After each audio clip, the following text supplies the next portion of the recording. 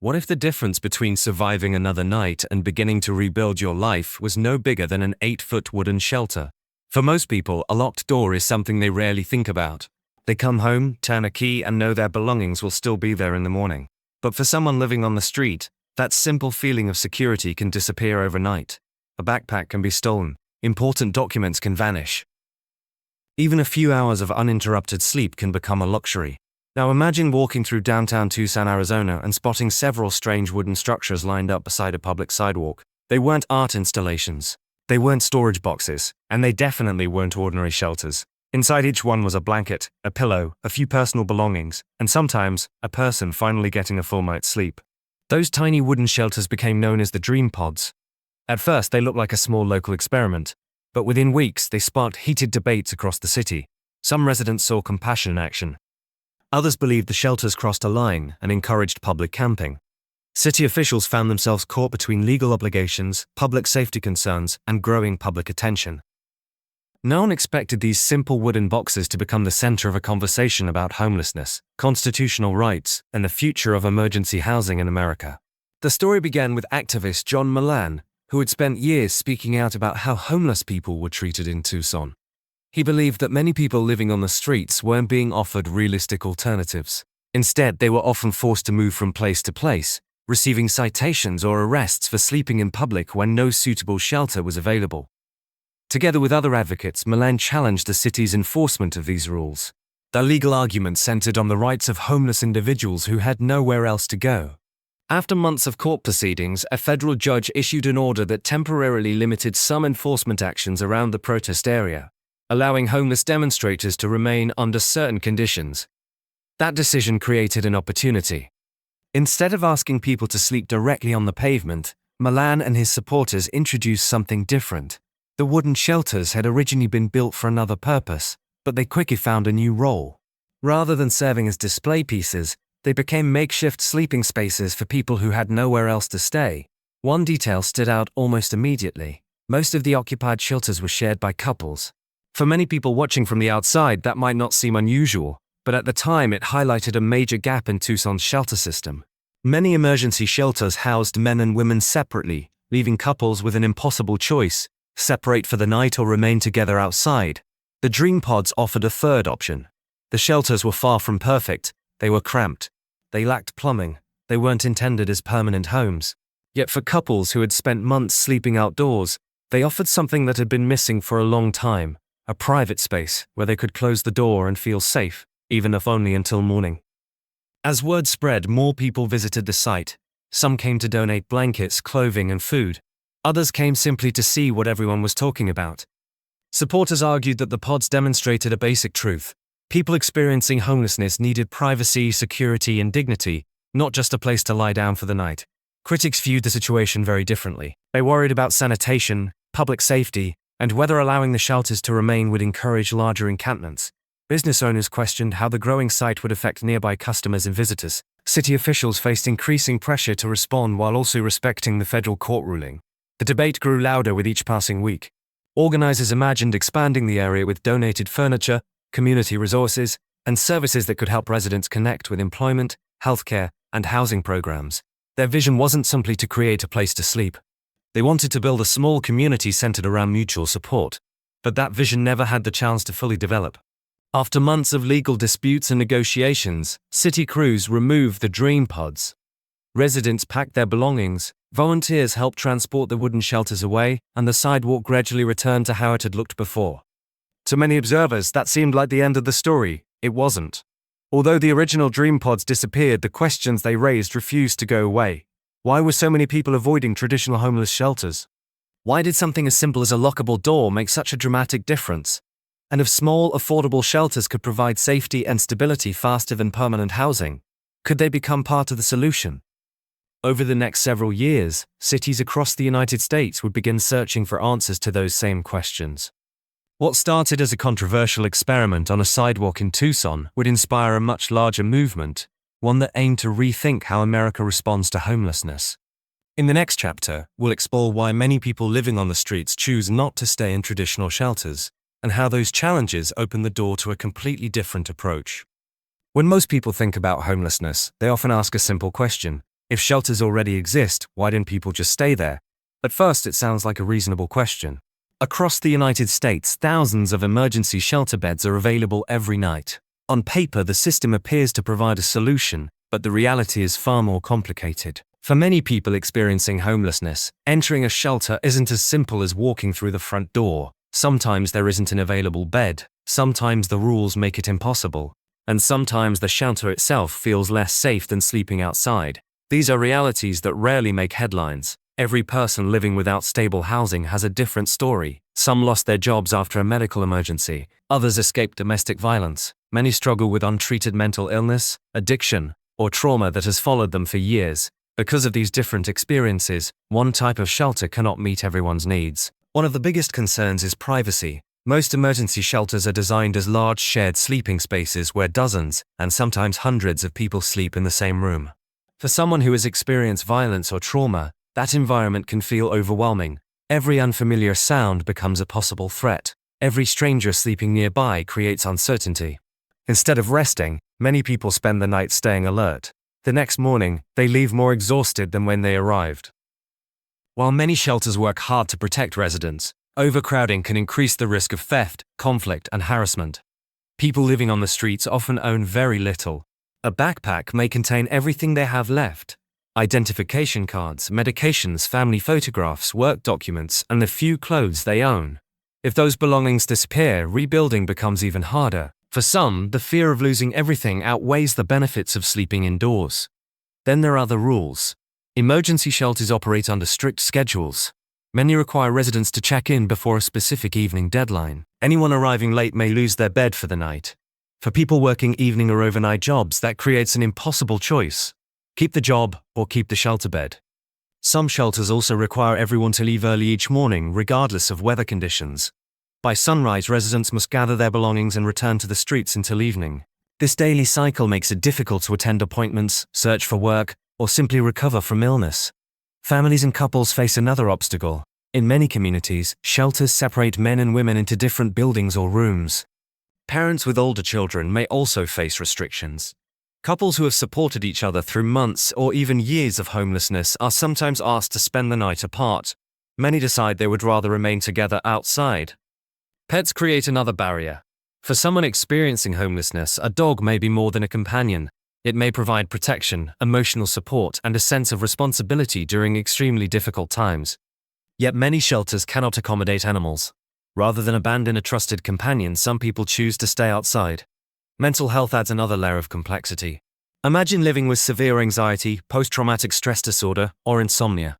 Now imagine trying to sleep in a crowded room filled with strangers, bright lights, constant movement, and unexpected noise. For veterans living with combat trauma, sudden sounds or chaotic environments can trigger painful memories. Instead of finding relief, the shelter environment may increase stress and fear. Substance use recovery presents its own challenges. Many shelters serve people with very different needs at the same time. Someone working hard to overcome addiction may find themselves sleeping beside individuals who are still actively using drugs or alcohol. Recovery often depends on stability and supportive surroundings. Without those conditions, progress becomes much harder. These challenges have been reflected in research. Studies have found that people experiencing unsheltered homelessness often report higher rates of chronic illness, untreated mental health conditions, and repeated traumatic experiences. At the same time, experts acknowledge that traditional shelters don't work equally well for everyone. This doesn't mean shelters are failing altogether. Across the country, dedicated staff and volunteers provide meals, medical care, counseling, and emergency protection every day. For countless individuals, shelters are the first step toward permanent housing. But for others, important gaps remain. Those gaps led community organizations and local governments to ask a different question. What if emergency housing could offer more privacy, more security, and more independence, without waiting years for permanent apartments to be built? That question inspired a new generation of temporary shelters. Instead of large dormitories filled with rows of beds, these communities offered something much smaller. Each person received a private space, a bed, a roof, a light, and perhaps most importantly, a door that locked.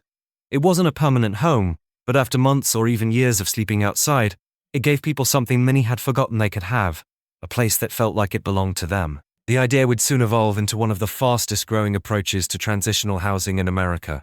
In the next chapter, We'll look at how a company from Washington state helped transform that idea into hundreds of tiny home villages across the country, and why cities from Portland to Los Angeles began investing millions of dollars in these small shelters.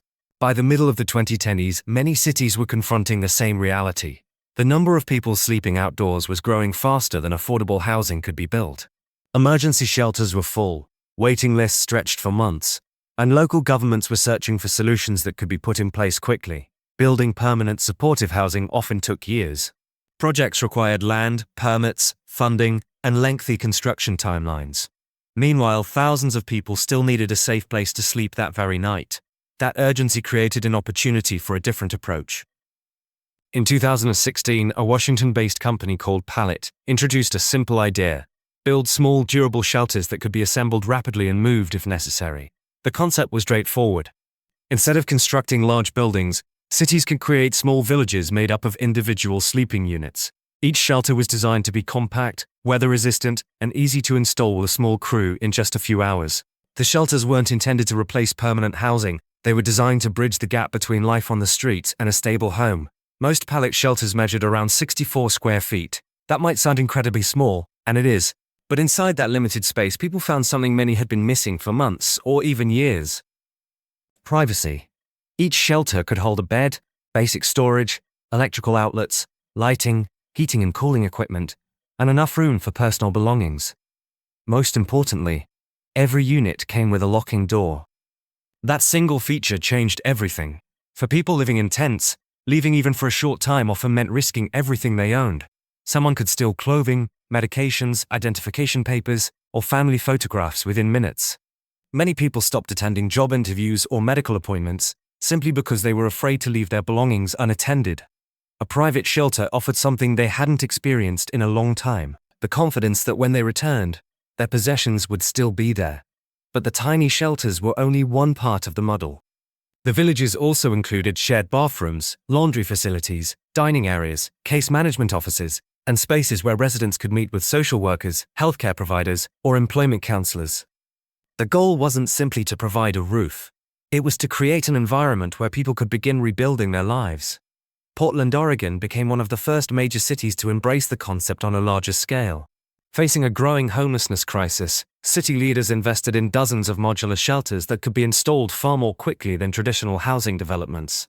Several organized villages opened across the city, each offering individual shelters alongside meals, sanitation services, security, and access to support programs. Residents were no longer forced to choose between sleeping on the sidewalk or in a crowded dormitory. They had a private place of their own. Other cities soon began exploring the same idea. In California, local governments launched pilot villages that combined tiny shelters with healthcare, counseling, and housing navigation services. Some communities focused on veterans. Others prioritized seniors, families, or people living with disabilities. Although every village operated differently, most shared one common goal: provide stability first, then help residents move toward permanent housing.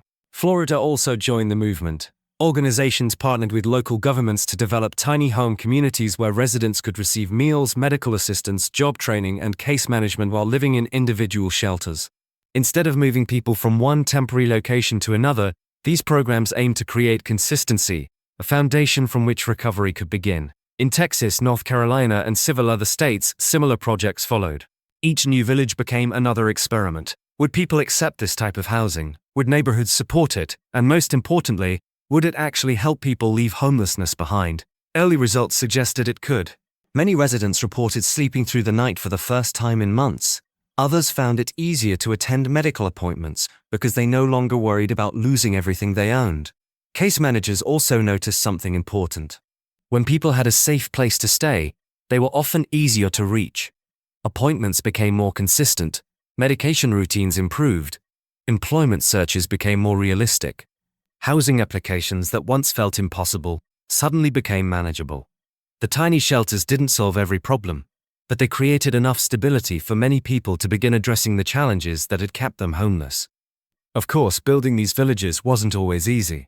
Finding land often became one of the biggest obstacles. Neighborhood groups sometimes opposed proposed sites, raising concerns about safety, traffic, or property values. Public meetings grew heated. Some projects were delayed for months by zoning disputes and legal challenges.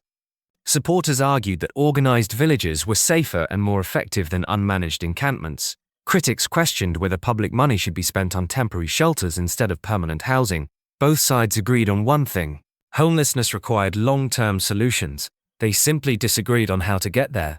Despite the debate, the movement continued to grow. Within only a few years, hundreds of tiny shelters had been installed across dozens of American communities. What had started as a relatively small experiment was becoming a national strategy for transitional housing. Yet one project would soon take the idea much further than anyone expected. Outside Austin, Texas, a non-profit organization wasn't building a temporary shelter village, it was building an entire neighborhood. Residents had homes, jobs, community spaces, workshops, gardens, and something many had not experienced in years: a genuine sense of belonging. In the next chapter, we'll visit Community First Village, one of the most ambitious tiny home communities in the United States, and explore why many experts believe it has become a model for helping people move beyond chronic homelessness. If the tiny home villages in cities like Portland and Los Angeles proved that small shelters could offer safety, one community outside Austin, Texas, set out to answer a much bigger question. What if people experiencing chronic homelessness didn't just need a place to sleep? What if they needed a place where they could truly belong? Just outside Austin, on a stretch of land that once sat largely unused, a non-profit organization began building something few people thought was possible. It wasn't designed as a traditional homeless shelter. It wasn't an apartment complex. And it wasn't a temporary camp. It was planned as an entire neighborhood. The project became known as Community First Village, created by the non-profit Mobile Loaves and Fishes under the leadership of founder Alan Graham. Years earlier, Graham had spent time meeting people living on the streets of Austin. During those conversations, he noticed something that statistics rarely captured. Many people weren't only struggling because they lacked housing. They were also living without meaningful relationships, consistent support, or a community that knew them by name. That realization shaped the vision for Community First Village. The goal wasn't simply to provide a roof. It was to create a place where people could rebuild their lives through stability, friendship, and purpose. The project started on a much smaller scale than it is today. The organization first helped a handful of individuals find safe places to live. Gradually expanding its efforts as support from volunteers, donors, and local partners grew. Eventually, enough land was secured to begin construction on a permanent community. What followed became one of the most ambitious housing initiatives of its kind in the United States. Instead of identical buildings stretching across the property, the village was designed to feel like a real neighborhood. Walking through the community, visitors pass colorful tiny homes, cottages, manufactured houses, and renovated RVs. Tree-lined pathways connect shared gathering spaces. Gardens, art installations, and small parks give residents places to relax and spend time together. Rather than rows of emergency shelter beds, people have front doors, porches, and neighbors. That sense of normalcy matters. For someone who has spent years moving between shelters, sidewalks, or temporary camps, having an address can change daily life in countless ways. Mail can be delivered. Medical appointments become easier to manage. Job applications become more practical. Most importantly, residents no longer have to wonder where they'll sleep tomorrow night. But housing is only one piece of the village. Community First was built around the idea that meaningful work helps restore confidence in independence. Residents who are able and interested can participate in a variety of jobs within the community. Some help maintain the grounds. Others work in woodworking shops, art studios, gardens, kitchens, or small businesses operating on the property. Many create handmade crafts, paintings, jewelry, and other products that are sold through community events and local markets. The income may not solve every financial challenge, but it provides something equally valuable. Purpose. For many residents, having responsibilities, co-workers, and a daily routine becomes an important step toward rebuilding self-confidence. The village also encourages social connection.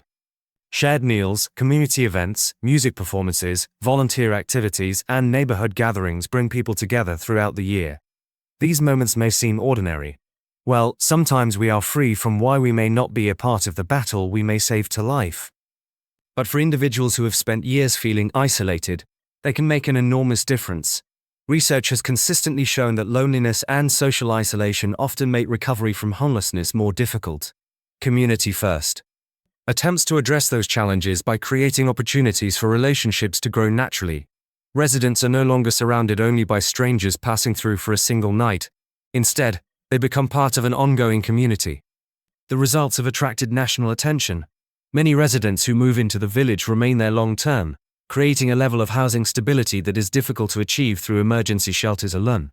Supporters point to these outcomes as evidence that stable housing combined with community support can significantly improve quality of life. The village has continued expanding over the years, adding new homes and welcoming additional residents as funding and construction allow.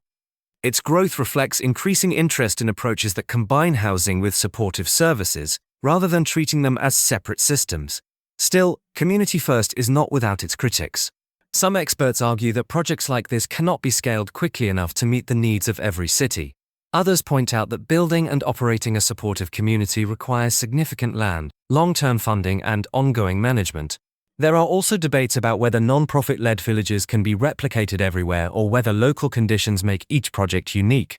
Those questions remain important. No single model can solve homelessness across an entire country. Different communities face different economic conditions, housing markets, and policy challenges. Even so, Community First has become one of the most widely studied examples of what can happen when housing is combined with connection, employment opportunities, and consistent support. It reminds us that ending homelessness involves more than providing walls and a roof. It also involves rebuilding the relationships and stability that many people have lost along the way. As inspiring as stories like Austin's may be, they exist against a much larger national backdrop.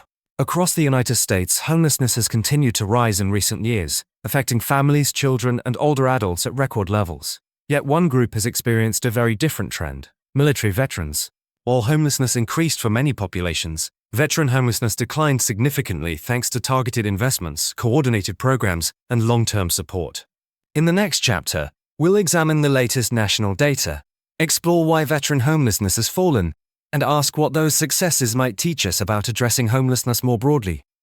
Every year, communities across the United States try to answer one important question: how many people are experiencing homelessness on a given night? To find that answer, volunteers, outreach workers, and local organizations participate in the U.S. Department of Housing and Urban Development's annual point-in-time count. During a single night in January, they count people staying in shelters. To find that answer, volunteers, outreach workers, and local organizations participate in the U.S. Department of Housing and Urban Development's annual point-in-time count. During a single night in January, they count people staying in shelters, temporary housing programs, and outdoor locations such as parks, sidewalks, vehicles, and encampments.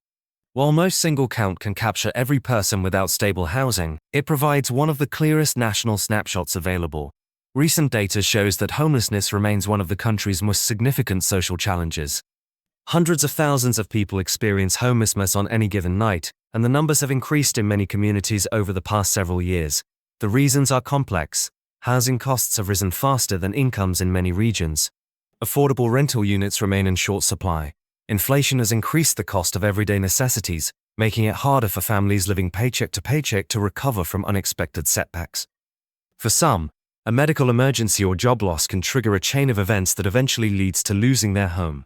Natural disasters have also displaced thousands of families, while the expiration of temporary pandemic-era housing protections left many households vulnerable to eviction. The result has been growing pressure on shelters, housing programs, and local governments have been affected as well. Many families experiencing homelessness are working, but still cannot afford stable housing in high-cost areas. Parents often face impossible decisions between paying rent, buying groceries, covering medical bills, or keeping up with childcare expenses. When those financial pressures collide, homelessness can become a reality far more quickly than many people realize. Chronic homelessness has also remained a major concern. This term generally refers to people who have experienced long periods of homelessness, while also living with disabling conditions such as serious mental illness, physical disabilities, or substance use disorders. Helping people in these situations often requires more than emergency shelter. Long-term housing, healthcare, counseling, and ongoing support services frequently work together to create lasting stability. Yet within these challenging national trends, one group has shown remarkable progress: military veterans. Over the past decade, veteran homelessness has declined substantially across the United States. While the exact numbers vary from year to year, the long-term trend has been encouraging. Many experts attribute this progress to coordinated federal, state, and local efforts focused specifically on veterans. Programs operated by the Department of Veterans Affairs, in partnership with the Department of Housing and Urban Development and community organizations, have expanded access to housing assistance, rental vouchers, healthcare, mental health services, and employment support. Rather than addressing each challenge separately, many of these initiatives work to coordinate services around the individual. For example, a veteran may receive help securing housing while also connecting with healthcare providers, counseling, job training, and financial assistance. This coordinated approach recognizes that stable housing often becomes the foundation for addressing other challenges. Another important factor has been long-term investment. Federal funding has supported outreach teams, supportive housing programs, and partnerships with nonprofit organizations that specialize in helping veterans transition into permanent homes. Many communities have also improved communication between agencies, reducing delays and helping veterans access services more efficiently. The results suggest that targeted investment, combined with consistent follow-up, can produce meaningful outcomes. Many veterans who move into permanent housing remain housed over the long term, demonstrating that housing stability is achievable when appropriate support is available. Of course, important challenges remain. Thousands of veterans still experience homelessness every year, and service providers continue working to reach those who have not yet connected with available programs. No one considers the problem solved. However, the progress offers valuable lessons. It shows that homelessness is not an unsolvable issue. When communities coordinate resources, invest in housing, and provide ongoing support, significant improvements are possible.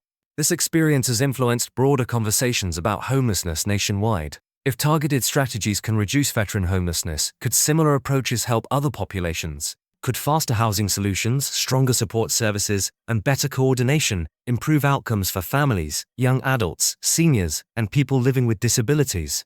Many policymakers and non-profit organizations believe the answer is yes.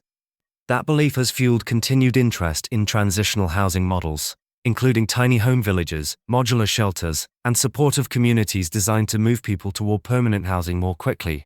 Still, no approach is free from criticism. Some experts argue that temporary housing risks becoming a long-term substitute for permanent, affordable homes.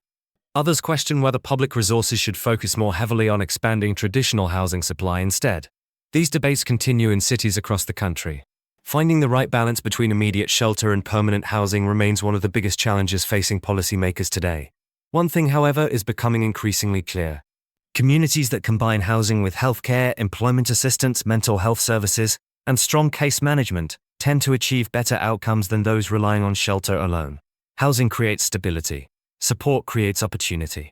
Together, they give people a stronger chance to rebuild their lives. In the final chapter, we'll examine the criticism surrounding tiny home villages, explore the challenges they still face, and consider why, despite ongoing debate, these small communities continue expanding across the United States.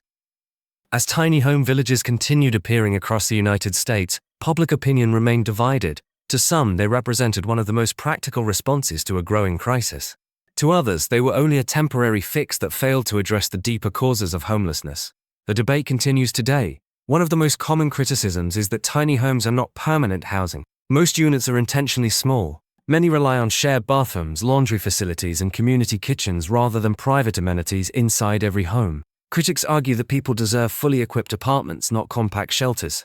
They also worry that temporary communities could become permanent by default if affordable housing remains unavailable. These concerns are important. No housing experts suggest that tiny home villages alone can solve homelessness.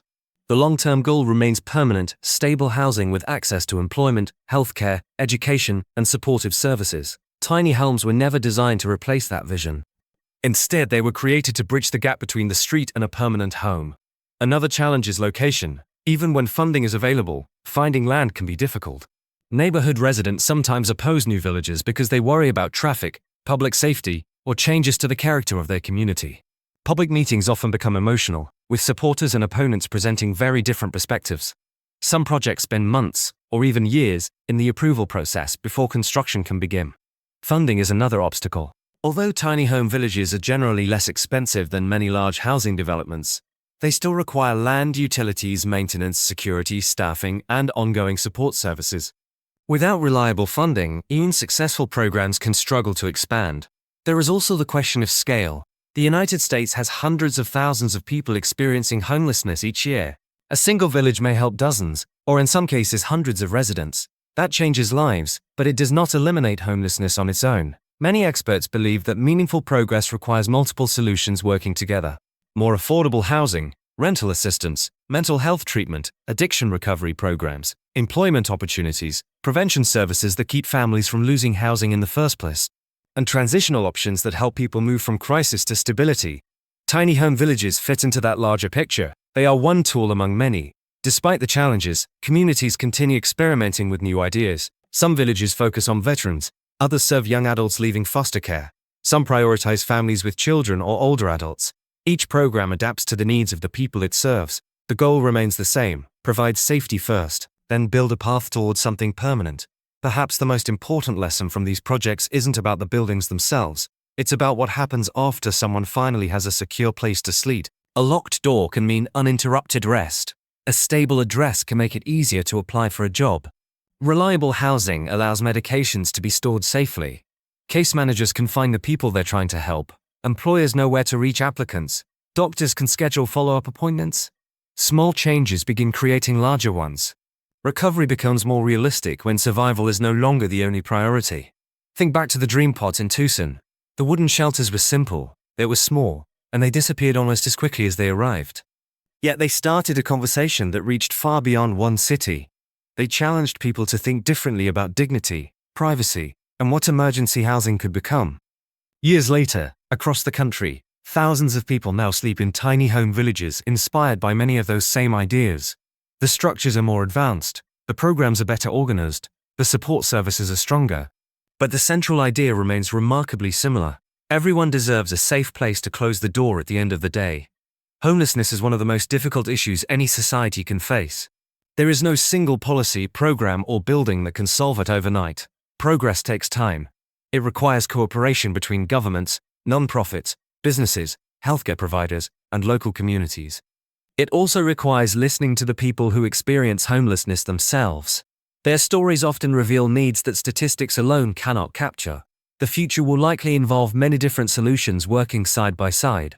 Permanent affordable housing, supportive housing, emergency shelters, rental assistance, mental health care, job training, and in many communities tiny home villages that provide a safe first step towards stability. Each approach plays a different role. Together, they offer something more powerful than any one program could provide alone. Hope, not the kind built on promises, the kind built one home, one opportunity, and one life at a time. Because for someone who has spent months, or even years, sleeping on sidewalks, in vehicles, or under bridges, the first sign of change is often surprisingly simple. A small room, a warm bed, a key, and the quiet sound of a door locking behind them, not to keep them out, but to welcome them home.